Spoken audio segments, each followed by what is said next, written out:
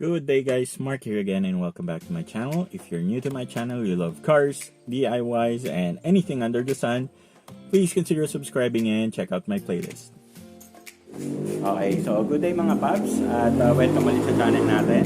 Ngayong araw, ituturo ko naman sa inyo kung paano maglinis ng carburetor ng inyong CHINAPED or Goped. Mapa 4 or 2 stroke is same procedure lang po. Or applicable po yung ganitong method.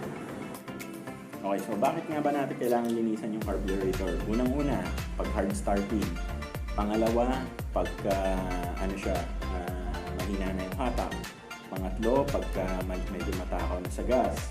And pang-apat, medyo rough na yung idle or pangit na mag-menor or walang menor. So, baka kailangan ng linisan ng carburetor ninyo. So, dalawang method yan, pwedeng baklasin nyo yung carburetor, pwede rin hindi, depende yan sa inyo. Kung halimbawang regular naman kayo nagpapalit or naglilinis ng carburetor, kahit hindi nyo nang baklasin, pero kung halimbawang may katagalan na yung Goped nyo, let's say years na, tapos hindi kayo naglilinis ng carburetor, mas maganda na baklasin nyo na lang yung carburetor para malinisan nyo ng maigi. So, ang kailangan nyo lang dito guys is yung inyong carburetor cleaner. Kahit anong carb cleaner, hindi naman maselan tong carburetor natin. Unang-una, hindi naman to diaphragm type na carburetor. This is a yung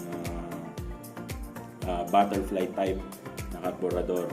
And very straightforward at napakadali lang pong gawin. Okay. So, ganito lang yan guys. Kunin muna natin yung carb cleaner natin.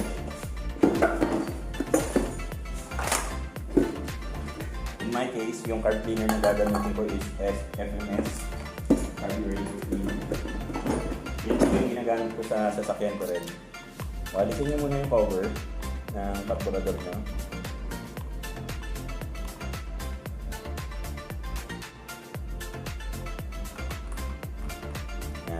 So, ma-expose na dyan guys is yung inyong, eto kasi yung carburetor, etong buong to.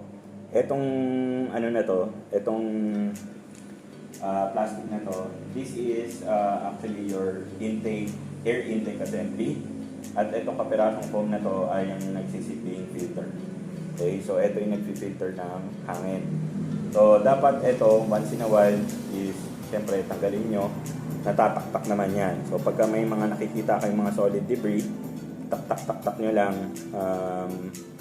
And also guys, in time kasi, since foam siya, nagiging abuto, nadidisintegrate. And also, pag gagawin nyo to, make sure na aalisin nyo tong foam na to kasi may mga carb cleaner na matapang at matutunaw to. So, hopefully guys, naririnig nyo ako. Ang kailangan nyo gawin, is paandarin nyo muna. So, also,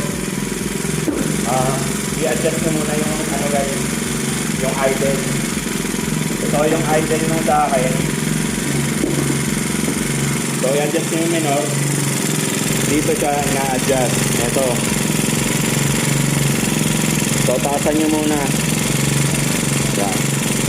So, pagka clockwise, pataas. Tapos, yan, patingin nyo. Pag counterclockwise is pababa. Yan. So, taasan nyo muna ng konti. Tapos, ganito guys. So, inaapakan ko para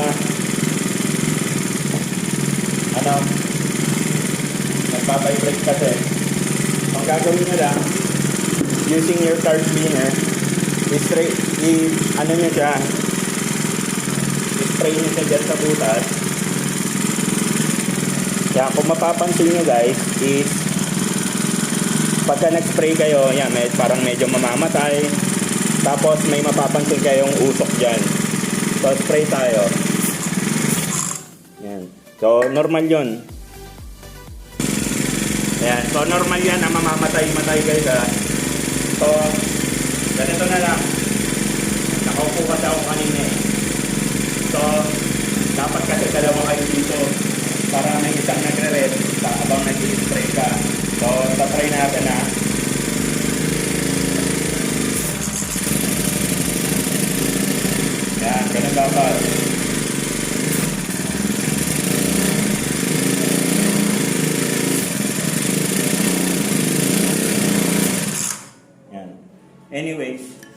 yung sprayan ng diretso, ganyan.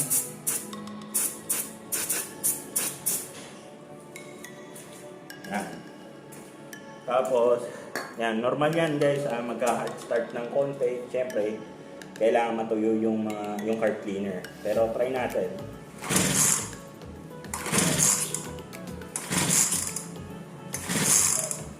So, gamitan natin yung choke.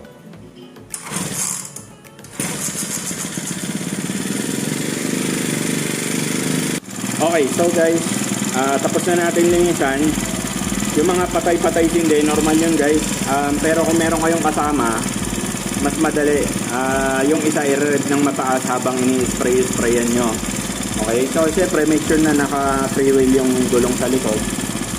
Tapos, ganun lang, i-spray nyo lang. Tapos mapapansin nyo yan, uusok sa tambucho, puti, minsan may kasamang itim. Yung itim is mga deposit po yun, galing sa carb at sa mismong valve and sa piston, sa deck ng piston.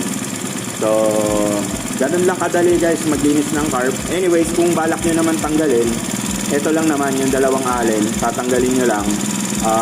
Pwede nyo mapaklas yung carburetor, tapos alisin nyo yung cable saka itong fuel line. Okay, so tapos na natin linisan.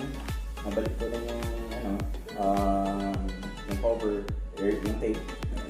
So ngayon, testing natin kung hard starting ba siya o kung ano. Titingnan natin. Try natin without the choke muna.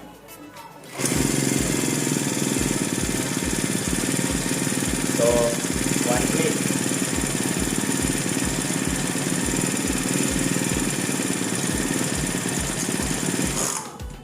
So, take note guys na ano pa lang to, 1 day old pa lang tong aking Goped.